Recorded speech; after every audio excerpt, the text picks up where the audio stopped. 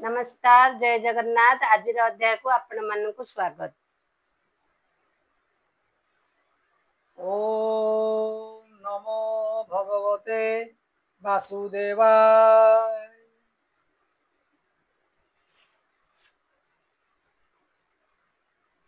नवम अध्याय। नवमे इंद्र विश्वरूप मुंड काटन्ते करी कोप। तापिता जन्माइला पुत्र जार नाम हेला पुत्र। बादरायणी उवाच। शुण परीक्ष नृपवर विश्वरूपर तिनि शिर एक मुखरे सोमपान करई सेहु प्रतिदिन द्वितीये सुरापान करे अन्न भक्षई तृतीय से विश्वरूप विनय देवगण को उच्च स्वरे डाकी दिई हविर्भाग जेणु से माने पितृवर्ग देवमानंक तहु आणी यज्ञर भाग नृपमणि देला असुर मानंकरे यज्ञ भाग को परोक्षरे यद्यपि देवे पिता तार ताहांकु करी अनादर मातृपक्षरे स्नेह करी एमंत कर्म से आचरी एमंत देवंक हेलन देखी ताहार मघवान सभये होई खरतर रोषेछे दिले तार शिर जे मुंडे करे सोमपान ताहाकु करन्ते छेदन जन्मिला होई पक्षी एक नाम ता होइला चातक सुरा पाई जेउ मस्तक छेदन्ते से हेला चटक अन्न भोजी मस्तक तार होइला तितिर आकार एमंते से विश्वरूपर इंद्र छे दिले जहु शिर कर अंजलि प्रसारीण ब्रह्म हत्या कले ग्रहण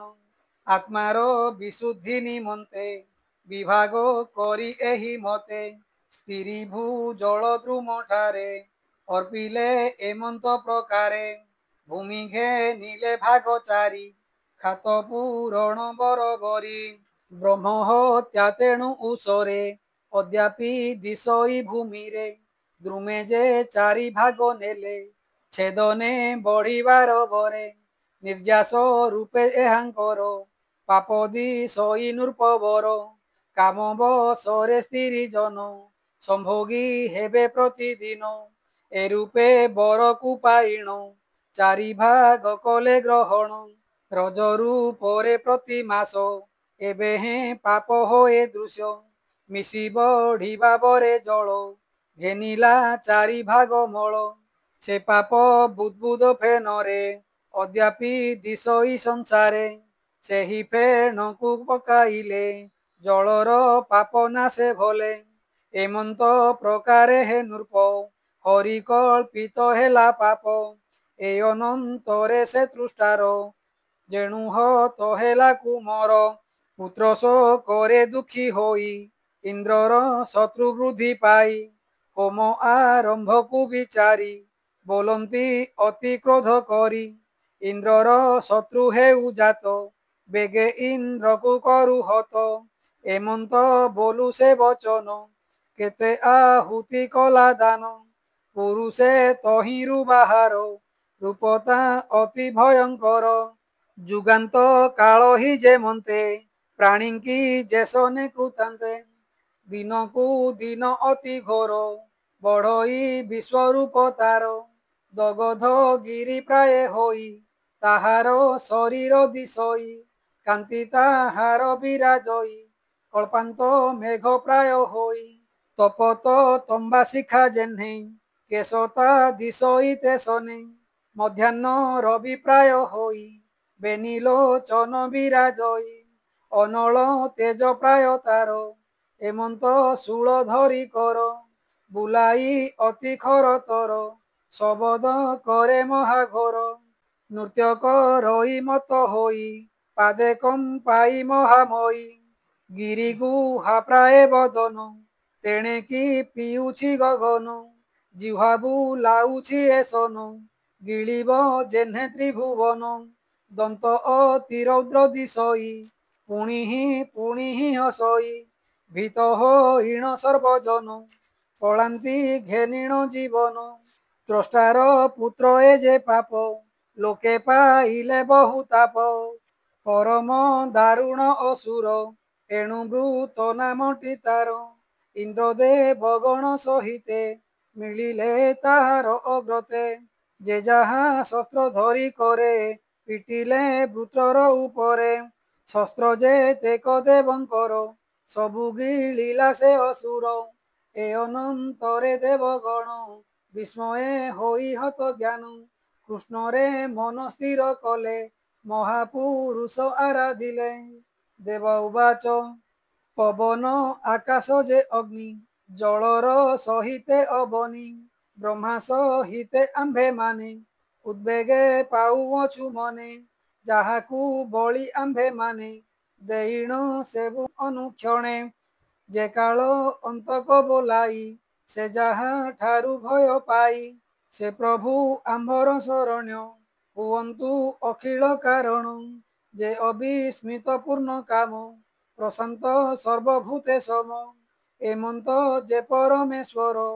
ତାହାଙ୍କୁ ତେଜି ଯେଉଁ ନର ଅନ୍ୟରେ ପଶଇ ଶରଣ ତାହାଙ୍କୁ ମୂର୍ଖ ବୋଲି ଜାଣ ଶ୍ୱାନ ପୁଚ୍ଛକୁ ଧରି କରେ ଅଗମ୍ୟ ସିନ୍ଧୁ କେହୁ ତରେ ନୌକା ରୂପେଣ ସଂସାର ଶୃଙ୍ଗରେ ବାନ୍ଧିଣ ଯାହାର ମନୁ ଯେ ମନ୍ତେ ତୁଙ୍ଗୁ ତରି ଯାହାର ପ୍ରସାଦରୁ କରି ଏମନ୍ତ ଯେଉ ମହାବାହୁ ତାରିବେ ବୃତାସୁର ତହୁଁ ପୂର୍ବେ ସ୍ୱୟମ୍ଭୁ ପଡ଼ି ଜଳେ ବାତେ ଉଲ୍ଲୋଳ ଉର୍ମି ମାଳେ ତେଣେ ସବଦ ମହାଘୋରେ ରଖିଲା ଯେ ନାଭି କମଳେ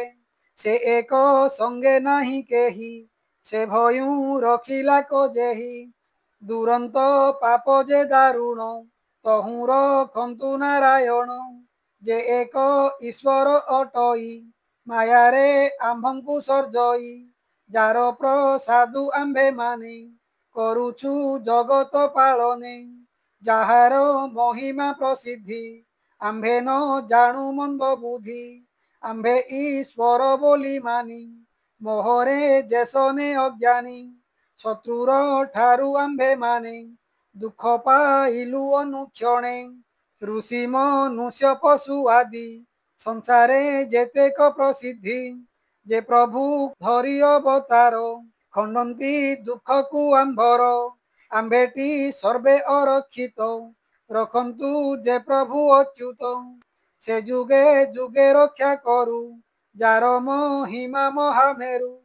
ପରମ ପ୍ରଧାନ ପୁରୁଷ ଅଖିଳ ସଂସାରର ଈଶ ଅଖିଳ ଜନଙ୍କ ଶରଣ୍ୟ ଏମନ୍ତ ଯେଉଁ ନାରାୟଣ ଆମ୍ଭେ ତାହାଙ୍କର ଶରଣ ଆମ୍ଭଙ୍କୁ କରନ୍ତୁ କଲ୍ୟାଣ ଶ୍ରୀଶୁକ ଉବାଚ ଦେବଙ୍କ ସ୍ତୁତି ଏ ବଚନ ଶୁଣି ସନ୍ତୋଷ ଭଗବାନ ପଶ୍ଚିମ ଦିଗେ ହେ ରାଜନ ଆସି ହଇଲେ ଉପସନ୍ନ ଶଙ୍ଖ ଚକ୍ର ଗଦା କମଳ ଧରିଣ ପ୍ରଭୁ ଆଦି ମୂଳ ଆତ୍ମାର ତୁଲ୍ୟ 16 ଜଣ ସେବୁ ଅଛନ୍ତି ଅନୁକ୍ଷଣ ଶ୍ରୀବତ୍ସ କୌସ୍ତୁଭ ବିନେ ପୂର୍ଣ୍ଣ ହଇଣ ସର୍ବଗୁଣେ ଶରଦ କମଳ ଲୋଚନ ଦେବେ ଦେଖିଣ ଦୃଷ୍ଟ ମନ ଇନ୍ଦ୍ରାଦି 10 ଦିଗ ପାଳେ ପ୍ରଭୁଙ୍କୁ ନମିଲେ ସକଳେ ଦଣ୍ଡବତ ପଡ଼ି ରାଜନ ସ୍ତୁତି କଲେ ଧୀରେ ଉଠିଣ ଦେବା ଉବାଚ ତୁମ୍ଭେ ବୀର୍ଯ୍ୟ ସର୍ବଯଜ୍ଞର ତୁମ୍ଭଙ୍କୁ କରୁ ନମସ୍କାର ସକଳ ବୟୋଧିକ ତୁମ୍ଭେ ତୁମ୍ଭ ଚରଣେ ନମୁ ଆମ୍ଭେ ଅଖିଳ ଈଶ୍ୱର ଯେ ତୁହି ନମସ୍ତେ ପ୍ରଭୁ ଭାବଗ୍ରାହୀ ତୁ ପୁରୁହୁତି ଶ୍ରେଷ୍ଠ ପର ନମସ୍ତେ ପ୍ରଭୁ ଚକ୍ରଧର ନିୟନ୍ତା ତୁହି ତ୍ରିଗୁଣର ତୋହ ଗତି କ୍ରୀଡ଼ା ବିହାର ଏହା ସଂଖ୍ୟା କରିବା ପାଇଁ ବିଧାତା ସମର୍ଥ ନୁହଇ ହେ ଭଗବାନ ବାସୁଦେବ ନାରାୟଣ ମହାନୁଭାବ ଆଦି ପୁରୁଷ ସର୍ବେଶ୍ୱର କେବଳ ଜଗତ ଉଦ୍ଧାର ପରମ ହଂସ ଲକ୍ଷ୍ମୀକାନ୍ତ ଜଗଜ୍ଜୀବନ ଜଗନ୍ନାଥ ଭୋନାଥ ପରମ ମଙ୍ଗଳ ପରମ କଲ୍ୟାଣର ମୂଳ तु सर्व परम करुण अखिल भूतंग भावन परम जोग समाधि रे भजन विविध प्रकारे परम हंस मुनि गणे सेवंती जाहार चरणे परम हंस धर्म करी अज्ञान दूरे परिहरी एकांत लोकंक आत्मारे प्रभाव जाहार विहरे एमंत प्रभु तु ईश्वर नमस्ते ब्रह्मांड ठाकुर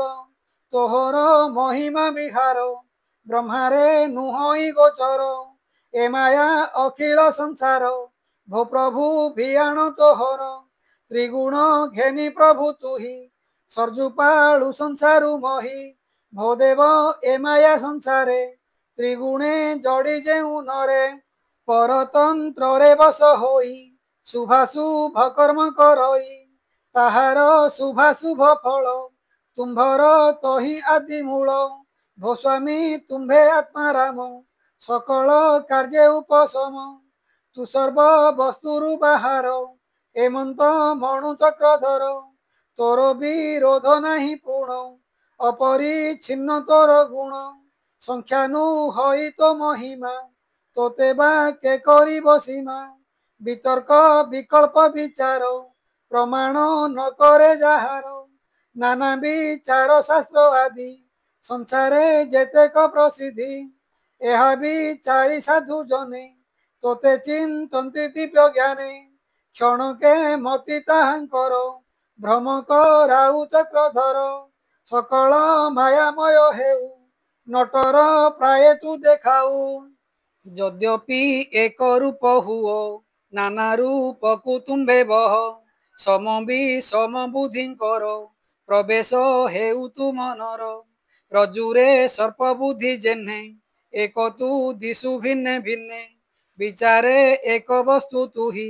सर्व ईश्वर तू गोसाई सकल जगत कारण शोभा पाउछि सर्वगुण प्रत्येक नाम रूप धरी लक्षित हेउ नर हरि एक तू परम पुरुष सकल ठारु अवशेष भोनाथ महिमा तुम्भर अमृत रसर सागर ताहा आस्वाद करी मने एकांत भक्त जेउ जने विषय सुख लेश छाड़ी नित्य तो रसे थांती बुड़ी सर्वात्मा सर्वभूत प्रिय भगवान स्वरूप हुओ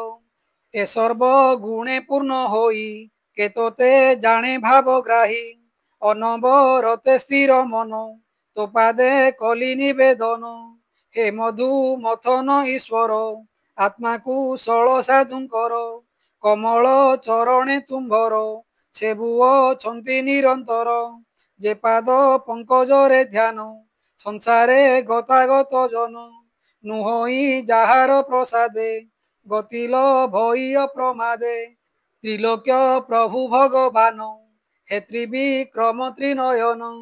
तिनि लोकर मनोहर अनुभाव रूप जाहार तुम्भ प्रकृतिरु उदित एमंत जेतेक दैत्य ताहांक कर्म भाग्य फल शांति की कर आदि मूल आत्ममायारे सुर नर मृग सहिते जलचर ए आदि जेतेक अपर यथा अपराधे दंड कर एमंत तुम्भे जे ईश्वर वृत्रकु भोनाथ संहर कहिलु प्रभु भावग्राही जेबा तुम्भर इच्छा होई तोरो तो नय आंबे होई भोनाथ आंभ पिता तुही तोहर चरण नलिन बंदी करिछि आंभ मन आपणा करी आंभ मान रखिण अछु भगवान आंभଙ୍କୁ अनुकंपा करी ଏହା ଦେଖାओ नर हरि विशद हास मनोहर बदन इक्षण तुम्भर स्रबुछि जहु मधुरस अमृत समपित वास आंबर त्रास दूर कर भोनाथ शरण तोहर उत्पत्ति स्थिति जे प्रलय ଏହା कारण तुम्भे हुओ तुही सकल जीव ठारे थाउ जे अंतर बाहारे तु सर्व मायामय रूप अशेष प्रधान स्वरूप तु देश काल पात्र होई सकल ठारे अछु रही सकल साक्षी चक्रधर आकाश शरीरे तोहर परम ब्रह्म रूप तुही थाउ तू आत्मा रूप बही आम्भे अग्निर कणा प्राय किस कहिबु देवराय आम्भ परम गुरु तुही तो पाद शतदल दुई विविध पाप कर्म मोहे संसारे जेबाश्रम होए छेदई जे दल कमल छायारे आम्भे तार मूल आश्रय करी आम्भ मन अछि हे प्रभु भगवान आम्भर कार्य आदि मूल भूनाथ कर तु सफल ग्रासुछि वृत त्रिभुवन ଏହା ସଂହର ଭଗବାନ तेज आयुध जे आम्भर नासुछि पापी वृतासुर नमस्ते प्रभु सुध हंस विहार हृदय आकाश नमस्ते प्रभु कृष्ण तुही ब्रह्मांडे जार जस सही भवसागर पथ श्रम तु ताहा नासु भगवान परम गति श्रेष्ठ तर नमस्ते जगत ईश्वर श्रीशुक उवाच ए अनंतरे हे राजन स्तुति करन्ते देवगण सादरे स्तुति शुणी हरि संतोष हेले दैत्यारी आनंद होई भगवान देवंकु बोलंती वचन श्री भगवान उवाच तुम्भर सुविद्या स्तुति रे संतोष हेलु देव बरे जेउ स्तुतिर परसादे स्तुति भक्ति मोर पादे तत्वज्ञ एकांत जे मति मत हूँ अन्य न बाछंती मुहि प्रसन्न होए जारे कियबा दुर्लभ ताहारे गुण रे वस्तु जे देखंती एमंत कृपण जे छंती जे आत्मा श्रेय न जानती संसार मोहे से पड़ती जे विद्यावंत ए जगते से श्रेय चिंते मोक्ष पथे हे इंद्र जाओ हर श्रेणु तुम्भर होइब कल्याण आथर्वण जे ऋषि वर मागता हांकर शरीर विद्या तो पव्रत जाहार पवित्र होइछि शरीर जाचज्ञा तुम्भे माने कले धर्मज्ञ अंग देव भले अस्तिता हांकर आनिब आयुध ब्रज गड़ाइब विश्वकर्मा निमित्त करी ब्रज को धरी वज्रधारी से वज्रे करी वृतासुर छेदिब शुण पुरंदर मोहर तेज युक्त होई शत्रुना शिव देव साई से हत हेले तुम्भे माने स्वर्ग लभिब देव गणे से तेज जस से आयुध पुणी ही लभिब संपद मोर भक्त लोकंकर हिंसा न हिब पुरंदर बोलोई दास जगन्नाथ इंद्र को कृष्ण कृपाचित